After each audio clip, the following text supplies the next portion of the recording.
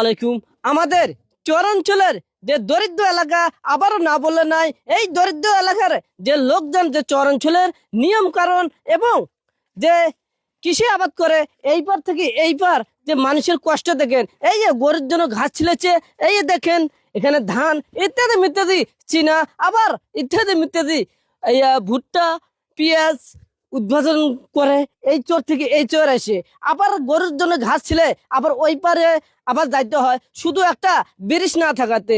দেখেন এই ধরনের একটা যদি ব্রিজ থাকতো তাহলে মানুষ ব্রিজের উপর দিয়ে মানুষ গাড়ি দিয়ে সাইকেল দিয়ে ইত্যাদি ইত্যাদি চার চাক্কার ট্রাক গুলো চলতো, এই যে ঘাস আনতো কেটে।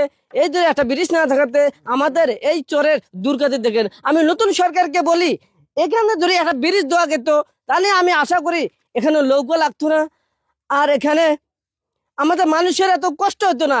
এই যে ব্রিজ না থাকাতে, রাস্তাঘাট না থাকাতে এই জন্য আমার শিক্ষার হার আমার চর অঞ্চল থেকে অনেক অনেক কমিয়ে যায়। আমি নতুন সরকারকে বারবার বলি চর অঞ্চলগুলা ব্রিজ দেন, সড়ক দেন এবং শহর এবং চর ঝিলমিল শহর দেখতে পারবো আমরা। ধন্যবাদ।